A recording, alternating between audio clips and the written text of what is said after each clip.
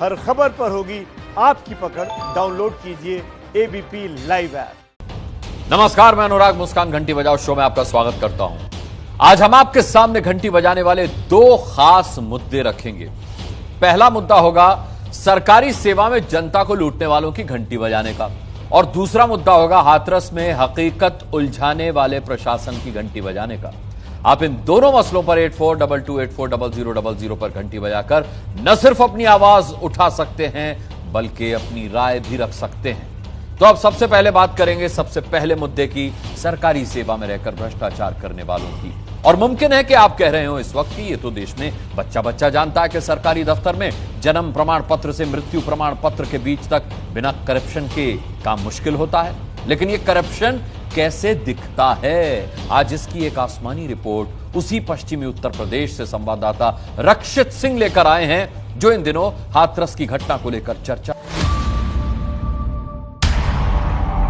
Corruption का चक्रव्यूह रचकर भ्रष्टाचार का महल कैसे खड़ा किया जाता है, आसमान से एबीपी न्यूज का कैमरा दिखाएगा। सरकारी सेवा में रहकर जनता को लूटने वाला कौन है?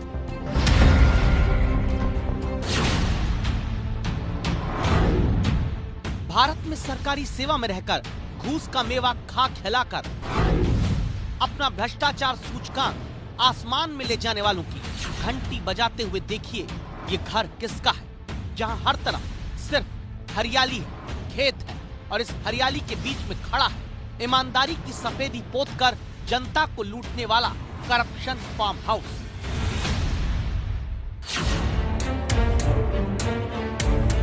क्यों आपको देखना जरूरी है ये घर? क्योंकि ये घर बताएगा नेताओं के आगे पीछे घूमकर सरकारी सेवा देने वाले कुछ अफसर कैसे आपको लूटकर करप्शन के स्विमिंग पूल में डुबकियां लगाते हैं।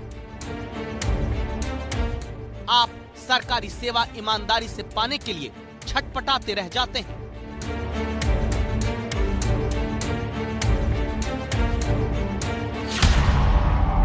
असली झोपड़ी वाले गरीब आदमी की चप्पलें करप्शन की सड़कों पर घिसवाकर खुद के लिए आलीशान हट बनवाकर कौन सजाता था यहाँ? नीली लाल बत्तियों वालों के साथ महफिल, जिनसे भ्रष्ट नियत की अटूट दोस्ती के दम पर वो सरकारी भ्रष्टाचारी पिछले कई वर्षों से ऊपर चढ़ता गया जाता है। इस रास्ते पर इस वक्त में आज यही सच दिखाने के लिए उस रास्ते पर एबीपी न्यूज संवाददाता रक्षित सिंह पहुंचे, जहां अब तक सिर्फ करप्शन खोर सफेदपोश अपनी डीलिंग के लिए पहुंचते थे, वो भी एक भ्रष्टाचारी पुलिस वाले के फार्म हाउस पर।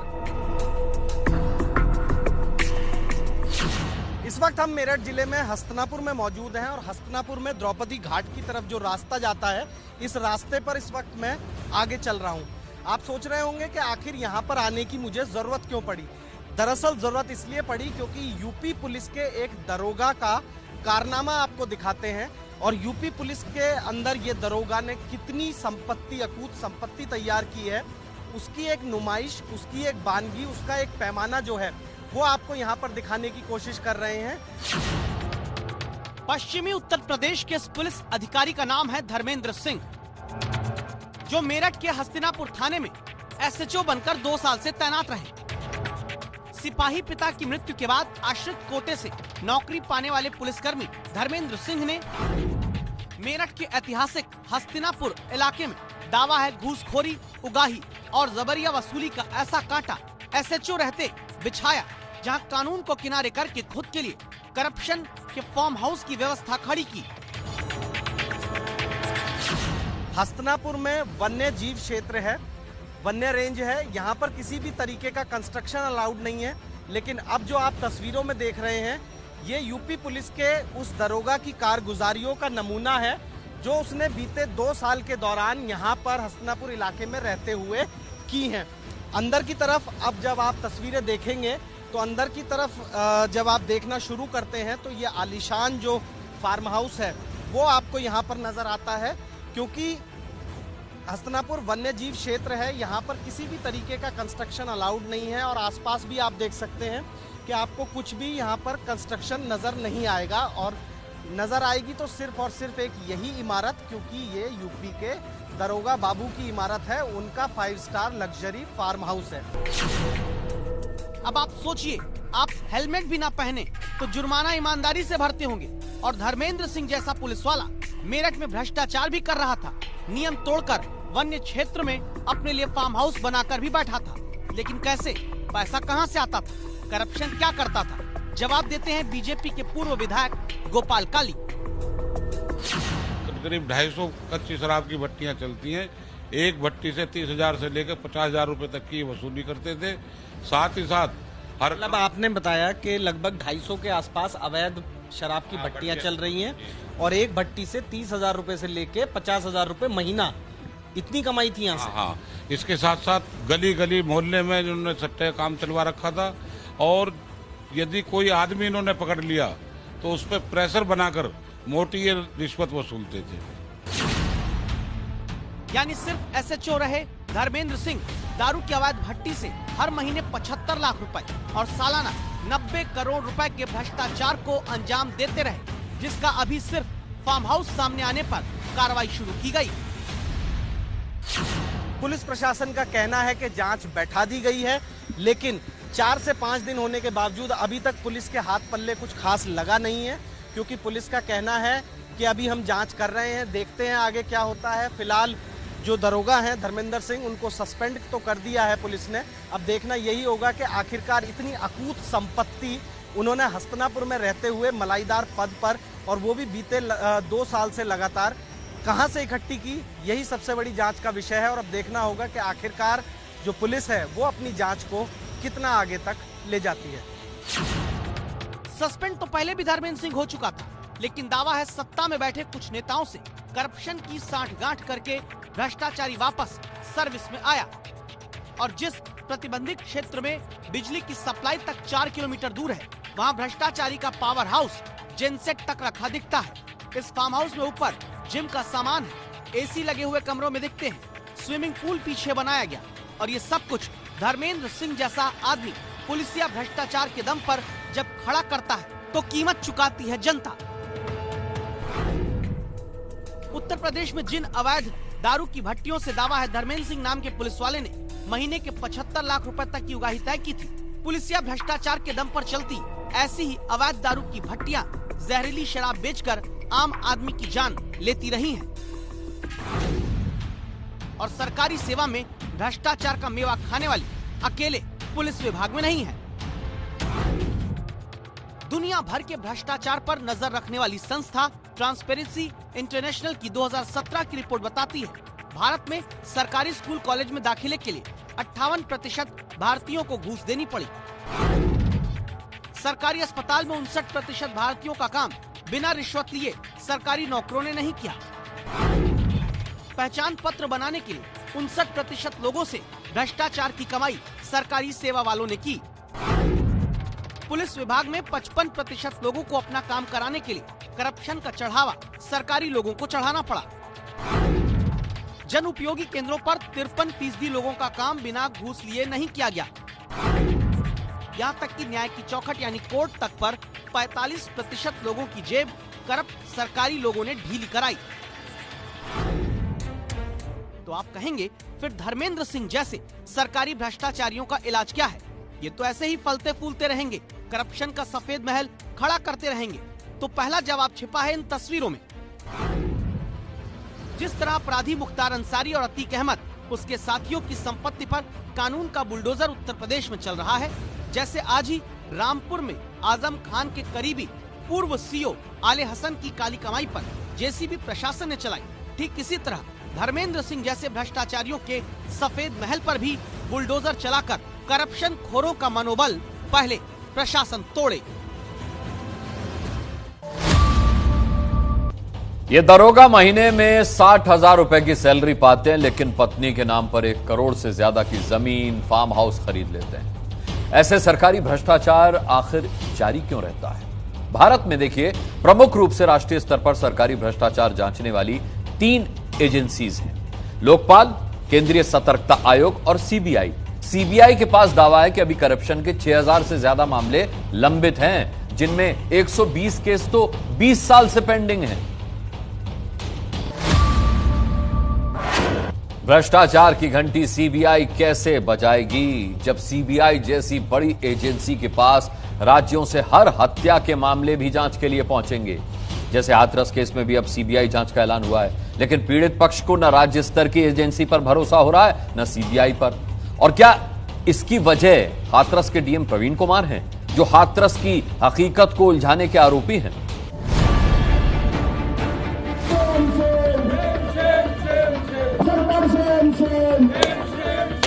हाथरस की घटना पर भोपाल में आक्रोश की ये तस्वीरें हैं। जनता हाथरस के आरोपियों के पुतलों को पीटकर फांसी देने का प्रदर्शन करके ऐसे ही उन्हें लटका देने की मांग कर रही है।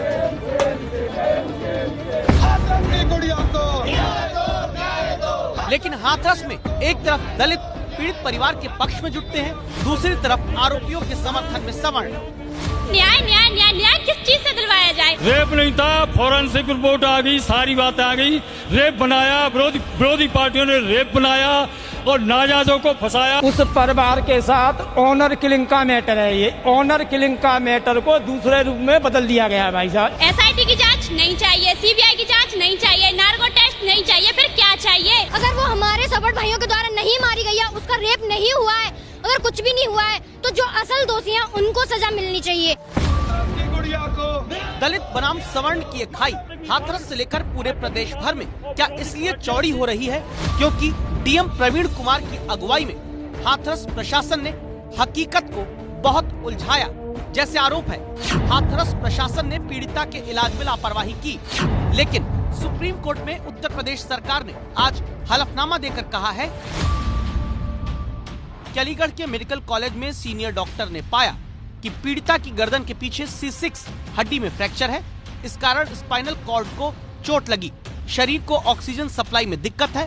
डॉक्टर ने कई बार पीड़िता के अभिभावकों से पीड़िता को स्पाइनल इंजरी स्पेशलिस्ट अस्पताल ले जाने की इजाजत मांगी, लेकिन पीड़िता के अभिभावकों ने इजाजत देने से मना कर दिया। तो क्या घर वालों की जिद के कारण ही पीड़िता को अलीगढ़ से दिल्ली इलाज के लिए भेजने में देरी हुई? क्योंकि सुप्रीम कोर्ट में सरकारी हलफनामे में बताया गया है कि 28 सितंबर को आखिरकार पीड़िता के पिता ने सफदरजंग अस्पताल में इलाज कराने ले जाने की सहमति पुलिस को दी थी, लेकिन 29 सितंबर को दिल्ली में हाथरस की बेटी की मौत के बाद उसके घर वालों के बयानों का हलफनामा प्रशासन की बात से इत्तेफाक नहीं रखता। 14 तारीख से 22 तारीख तक इन्हें मेडिकल कॉलेज में कोई अच्छा इलाज नहीं दिया गया। रिकवरी वार्ड में, नॉर्मल वार्ड में, जनरल वार्ड जो होता है उसमें डाल रखा था। यदि एम्स में भी जो जगह मिलती 2-4 दिन पहले तो फायदे की बढ़ जाती है। हमें दिलासा ही देते रहे कि एम्स में आपका बेड बुक हो रहा है, मगर वहाँ एम्स में कोई भी व्यवस्था नहीं हो पाई और सफदरजंग में भेज दिया।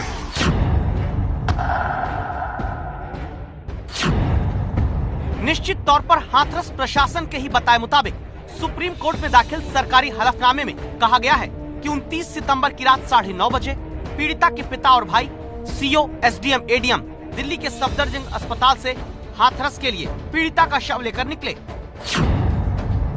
यानी प्रशासन के मुताबिक परिवार को साथ लेकर एम्बुलेंस में हाथरस की पीड़िता का शव लेकर उसके घर के लिए निकले। लेकिन एबीपी न्यूज पर पीड़िता के भाई बताते हैं, हम लोगों ने पूछी भी थी कि हमारी बहन कहाँ, डेड बॉडी कहाँ पर। हमें वहाँ गुमराह किया जा रहा था। क्या कोई कह रहा था आपकी डेड बॉडी नोएडा पार कर चुकी है, कोई कह रहा था आपकी डेड बॉडी यहीं पे है, कोई कह रहा था हाथरस पहुंच चुकी है, ऐसे कह रहे थे। हाथरस मामले पर सुप्रीम कोर्ट में दाखिल सरकारी हलफनामे में ये भी कहा गया है कि 29 सितंबर की रात साफ इंटेलिजेंस इनपुट मिले थे कि लाख की तादाद में दोनों जातियों के प्रदर्शनकारी कुछ पार्टियों के कार्यकर्ताओं के साथ 30 सितंबर की सुबह जुटने वाले हैं, जिससे कानून व्यवस्था की दिक्कत हो सकती है। अयोध्या बाबरी केस में फैसले को लेकर भी जिले में हाई अलर्ट था, इसलिए प्रशासन ने परिवार को रात में ही हर रीति रिवाज से अंतिम संस्कार के लिए रजामंद किया, ताकि सुबह किसी भी तरह के हिंसक प्रदर्शन को रोका जा सके।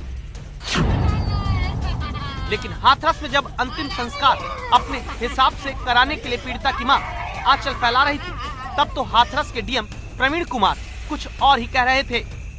आपको एक बात समझा रहा हूँ, आपकी जो बेटी है 12 बजे पोस्टमार्टम हो गया था, 12 तो बज गई। हमारे यहाँ राजस्थान में जैसा मानते हैं कि भाई जो भी कोई डेथ हो जाती है तो तुरंत उसका दाह संस्कार करना चाहिए, वरना उसकी आत्मा भटकती है। अब मुझे नहीं पता कि आप लोग क्या सोचते क्या करते हो।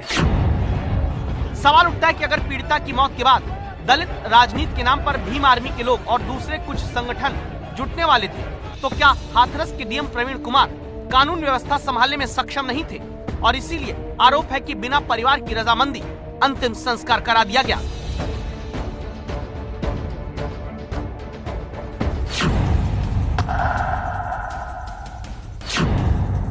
पीड़िता का अंतिम संस्कार हर अधिकार और संस्कार का सम्मान करते हुए पूरा किया गया। ये भी सरकारी हलफनामे में बताया गया है, जिसमें लिखा है कि रात में अंतिम संस्कार सिर्फ इसलिए किया गया ताकि कानून व्यवस्था संभाली जा सके। लेकिन एबीपी न्यूज के कैमरे में कैद तस्वीरों में देखा गया था कि अंतिम संस्कार का मौका तक हाथरस में परिजनों को नहीं मिला और अस्थियां तक कई घंटे खुले में पीड़िता की पड़ी रहीं, जिन्हें बाद में परिवार को दिलाने के लिए एबीपी न्यूज आगे आया। भाई जो है अस्थियां इकट्ठा करते हुए हाथरस में अगर यही सारी चूक न हुई होती तो आज हाथरस जातीय राजनीति और संघर्ष की प्रयोगशाला न बनाया जा रहा होता। लेकिन इस चूक के लिए जिम्मेदार हाथरस के डीएम अब तक जवाब देने से बच रहे हैं, जिनकी जांच करके सरकार को कार्रवाई डीएम प्रवीण कुमार पर करनी चाहिए। बिहार में विधानसभा चुनाव, मध्य प्रदेश में विधानसभा उपचुनाव होने वाला है और चुनाव आते ही वोटर को रिझाकर चुनाव का चीरहरण करने वाली तस्वीरें भी सामने आने लगी। पहला वीडियो जिसमें कुछ महिलाएं हैं, महिलाओं को नई नई साड़ी बांटी जा रही है। साड़ी बांटने वाले कोई और नहीं, मध्य प्रदेश की बीजेपी सरकार में राज्य मंत्री बृजेंद्र सिंह यादव हैं।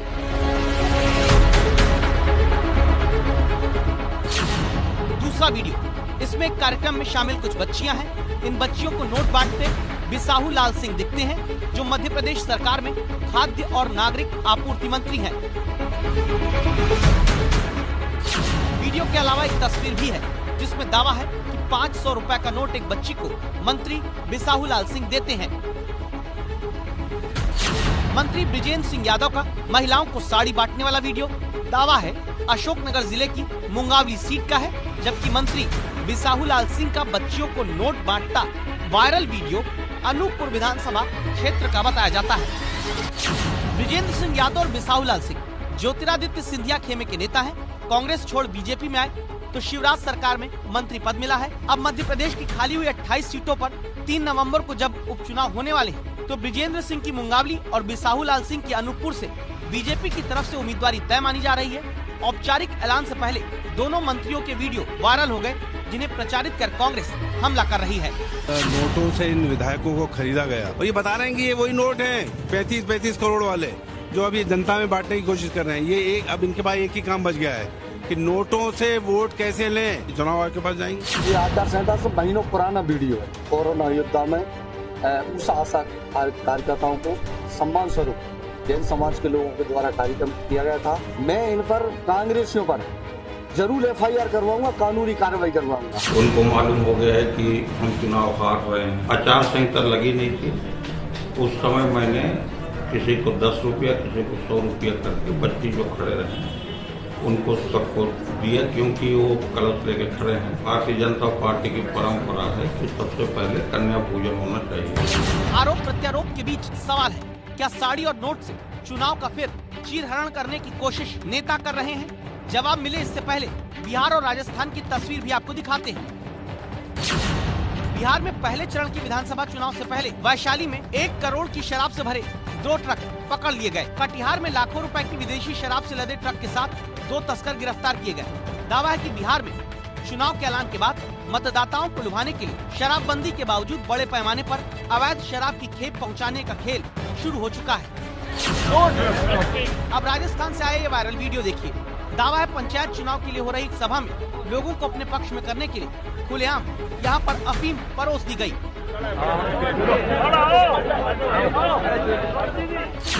चुनाव आयोग के आंकड़े बताते हैं कि बिहार में 2015 के चुनाव के दौरान 84,000 लीटर अवैध शराब और 19 करोड़ रुपए कैश जब्त हुआ। मध्य प्रदेश में 2018 के विधानसभा चुनाव के वक्त 4 लाख लीटर अवैध शराब और 31 करोड़ रुपए कैश चुनाव आयोग ने पकड़ा था।